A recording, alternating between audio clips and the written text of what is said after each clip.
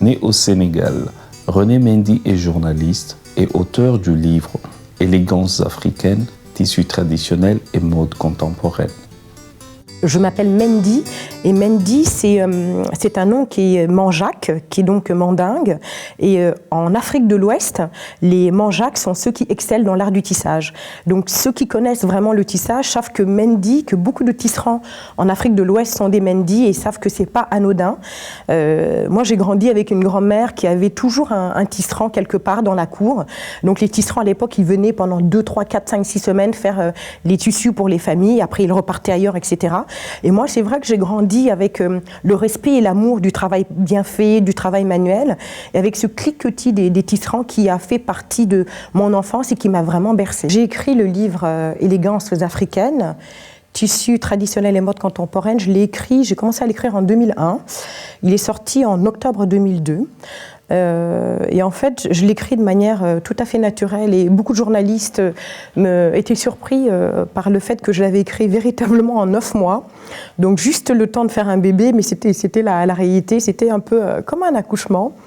Mais un accouchement qui s'est fait vraiment sans douleur parce que j'avais déjà à l'époque où j'ai écrit ce livre, j'avais été pendant une dizaine d'années déjà journaliste, spécialiste du continent africain, donc j'avais énormément voyagé en Afrique. Et quelque part, je pense que pendant les 10 ans où j'avais été journaliste, je prenais des notes un peu de ce que j'avais entendu, ce que je découvrais sur les textiles africains, sur la mode africaine. À l'époque, j'étais rédactrice en chef adjoint du magazine Amina. J'avais assisté à énormément de défilés de mode, aussi bien en Afrique qu'à Paris, puisque j'ai été accréditée pour le prêt-à-porter, la haute couture, donc j'en ai couvert des défilés. Et je me rendais compte qu'à chaque fois que je couvrais des défilés avec des collègues françaises, occidentales d'une manière générale, je me rendais compte qu'elles se posaient toujours la question de l'existence de la mode africaine. Elles me demandaient est-ce qu'on avait des stylistes, des créateurs de mode africains. Je trouvais ça vraiment assez curieux comme question. Et alors que moi, j'allais sur le continent africain et je voyais qu'on avait une mode vibrante, on avait des créateurs tout à fait décomplexés, qui avaient fait des études de stylisme, de modélisme, et qui étaient servis par des textiles joyeux, nobles, et vraiment qui étaient riches d'une âme africaine. Et donc je trouvais que presque la question était presque Oui, c'était presque gênant pour moi de répondre à cette question. Et je me disais, et je l'écris d'ailleurs dans le livre, que ce livre est la réponse d'une Africaine de France à ceux qui se demandent s'il existe une mode africaine. Donc la réponse, c'est ça. J'ai voulu écrire un livre pour rendre hommage non seulement aux tisserands, qui sont pour moi de véritables magiciens du fil, mais aussi à tous les créateurs, ceux qui sont connus, mais aussi ceux qui sont moins connus, qui font un travail parfois de l'ombre, mais tout à fait remarquable et appréciable. Et j'ai voulu aussi rendre hommage à nos textiles traditionnels africains et les raconter, dire qu'ils avaient une histoire, essayer de décrypter un peu ce sens et ce langage visuel qu'avaient nos textiles. Les textiles africains, qu'ils soient traditionnels ou modernes, n'échappent pas à la philosophie traditionnelle qui exige 2 approches spirituelles et matérielles de l'être humain, qu'elle traduit à travers ses motifs du velours du Kasaï, le raffia, le tchak, le korogo, le tapa, le bogolan, le rabal et le tissu mandjak. Ces textiles sont et demeurent un support d'initiation à la culture et à sa transmission. Écrire, c'est mon métier, c'est ce que j'ai appris à faire et c'est ce que je sais faire. Donc une fois que j'avais les idées, j'ai vraiment les chapitres, il y en a 5 qui se sont dessinés tout naturellement, essayer de comprendre l'histoire du textile, essayer de comprendre leur sens, rendre hommage aux créateurs à travers Chris Seydou avec un chapitre qui fait un jeu de mots entre Chris Seydou, ce créateur burkinabé, donc qui s'appelait Chris, et donc avec un chapitre que j'appelais Dieu créa Chris. Enfin bref, donc vraiment les chapitres sont venus de manière tout à fait logique et presque chronologique en fait. Et j'ai eu un gros coup de peau parce qu'à l'époque je voyageais énormément et j'avais rencontré lors d'un voyage de presse au Bénin, j'ai rencontré une femme qui s'appelle Claude Fauque, qui était journaliste écrivain et qui venait d'écrire un livre sur les textiles aux éditions alternatives. Et je trouvais que son livre était magnifique, qu'il était bien maquetté, etc. On s'était retrouvés au Bénin en 1996, je crois. On est invité par la Sobetex, qui était une grosse société de textiles, à comprendre comment est-ce qu'ils créaient les textiles africains, comment est-ce qu'ils avaient des stylistes pour vraiment amener ces textiles à naître. Et donc Claude Fauque m'a dit, écoute, ton idée de livre, je suis sûre qu'elle va plaire à Gérard Aimé, qui était le directeur des éditions alternatives. Et je me suis dit, voilà, si je devais écrire ce livre, j'aimerais l'écrire avec cet éditeur-là, parce que les livres qu'il édite sont tous des beaux livres. Donc ce qu'on appelle beau livre, c'est un livre d'art qui est 50% de texte et 50% de photos. Et c'était ce que je voulais faire. Et donc je suis tout simplement allée voir Gérard Aimé en l'appelant de la part de Claude Fauque, qui m'a reçu tout de suite. Et après j'ai commencé à écrire et j'ai mis vraiment 9 mois à écrire ce livre qui est sorti en temps et en heure et qui a eu le succès que l'on connaît. Et puis une jolie performance pour un premier livre, donc j'étais assez contente du travail et aussi du fait que ce livre permettait aussi de mettre en valeur ce qui me tenait à cœur, c'est-à-dire l'Afrique, ses trésors, sa mode, ses textiles et ses couleurs. La mode comme tendance du temps et la culture étant dynamique, les créations africaines et occidentales n'échappent pas à la règle du métissage. L'Afrique emprunte la coupe à l'Occident, qui à son tour recourt à ses tissus et ses motifs pour nourrir ses tailleurs novateurs.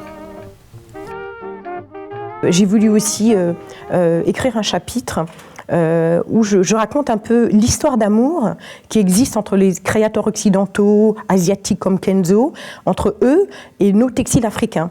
Parce que quand moi j'allais dans des défilés au Louvre ou ailleurs, enfin, pour couvrir des défilés de créateurs occidentaux, souvent je reconnaissais des textiles qui pouvaient être de la soie sauvage de Madagascar, qui pouvaient être du Ndop, qui pouvaient être du Bogolan, mais jamais dans le dossier de presse il était écrit que ça venait d'Afrique. Et je voulais tout simplement rendre à César ce qui lui appartient et dire voilà les textiles qui existent, ce sont des textiles qui viennent d'Afrique, qui viennent de tel pays, raconter leur histoire. Donc évidemment, j'ai été aidée par ces 10 ans de journalisme sur le continent africain, aidée par le fait que je connais beaucoup de personnes âgées qui, au fur et à mesure, ont accepté de me donner des explications, de me parler, de me raconter, de se raconter et de me raconter leurs textiles et de me raconter parfois l'histoire de tout un peuple à travers ces textiles. Et donc, c'est grâce à cet amour que j'avais pour le continent africain. J'ai tenu à faire un vrai travail de recherche et un vrai travail journalistique. Et que ce soit pour... j'ai lu évidemment pas mal de livres qui m'ont servi de bibliographie. C'est assez surprenant d'ailleurs de constater que la plupart de ces livres étaient écrits par des Américains et des Allemands. Donc c'était pratiquement tous des livres écrits en anglais d'ailleurs, dont certains ont été traduits, mais jamais un Africain n'avait écrit de livre sur les textiles, sur la mode africaine, donc c'était assez surprenant. Donc c'est vrai que c'était le premier livre à parler à la fois du textile africain et de la mode africaine. Donc c'est peut-être aussi pour ça que c'était un livre qui avait l'air d'être attendu, dans le sens où on a tout de suite vendu énormément d'exemplaires. Voilà, c'est un livre nouveau qui racontait un sujet dont personne n'avait parlé, et aussi parce qu'il était raconté par une Africaine. Et je trouvais que c'était normal qu'une Africaine raconte son histoire et qu'il ne fallait pas qu'on attende que les Occidentaux racontent notre histoire, tout simplement. Si les Africains doivent raconter eux-mêmes leur histoire, ils devront le faire avec leurs propres mots et à travers un regard bien particulier. L'évolution de ces textiles africains est passée de l'habillement à la décoration d'intérieur que certains estiment être leur avenir. J'ai passé vraiment du temps avec chaque créateur, certains, beaucoup de Nigérians, de Ghanéens, parce que je n'ai pas voulu rester qu'en Afrique francophone, il n'y a pas de raison. Donc j'ai aussi bien un Sud-Africain que des Nigérians, des Ghanéens, et eux ils vivaient à Londres, je suis allée les rencontrer vraiment là où ils travaillaient, parce que ça me tenait à cœur de passer du temps avec eux.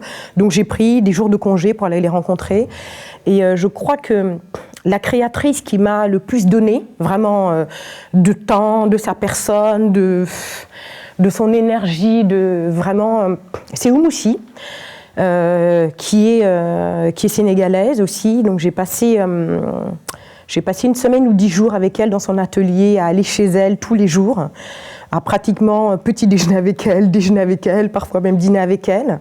Et donc évidemment, tout le monde dans l'atelier de Lady, parce que ça s'appelait comme ça à l'époque, me connaissait, puisqu'ils savaient que j'étais la journaliste qui venait de France pour écrire un livre sur la mode africaine.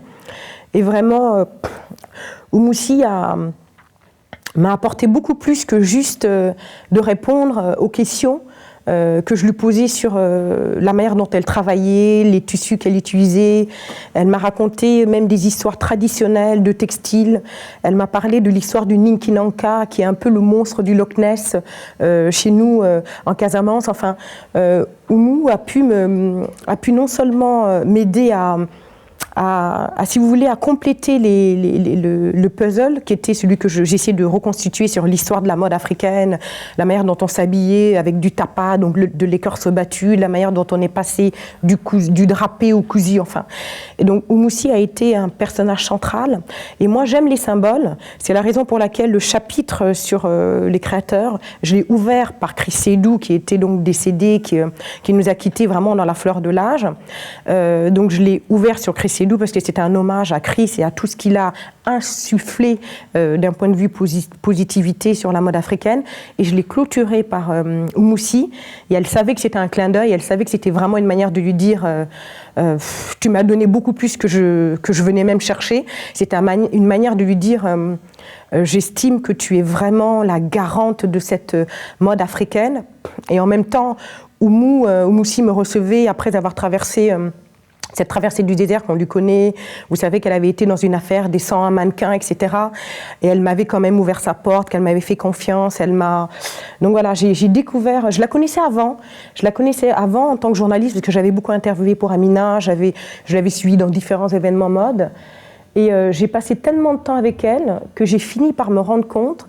On a fini par se rendre compte que Oumoussi et sa grande sœur était la meilleure amie de ma mère quand on vivait à Saint-Louis. Et Oumoussi a fini par me dire « Mais tu sais que quand tu étais petite fille, je t'ai portée sur mes genoux. » Et ça, c'était hallucinant. Cette femme que je connaissais depuis 10 ans, que j'interviewais, elle me disait « Mais voilà », et on s'est rendu compte qu'elle venait chez moi et que j'allais chez elle petite fille et que sa sœur était amie de ma mère, etc. etc. Et ça, c'est des choses qu'on a pu découvrir parce qu'au fur et à mesure, elle s'ouvrait à moi et j'ai découvert vraiment une grande sœur et une femme extraordinaire. Elle m'a, au fur et à mesure du temps, témoigné énormément d'amitié et c'est une amitié qui perdure, vraiment. Un dernier chapitre que je clôt en parlant de l'utilisation des textiles africains dans la décoration, parce que je pense que c'est ça l'avenir, parce que vous alliez à Tokyo, à New York, à Dakar, à Lomé, vous pouvez toujours voir des textiles africains, que ce soit des Ntiak du Zaïre, que ce soit enfin de l'ex-Zaïre, que ce soit des Ntiak, des Bogolan, des Ndop du Cameroun. Vous verrez ces tissus qui vraiment s'insèrent dans tous les décors, aussi bien sur des cotonnades, des jetés de lit, des tentures murales. Voilà, donc j'estime que l'avenir aussi de ces textiles, c'est de se développer de plus en plus à travers le monde et dans la décoration intérieure.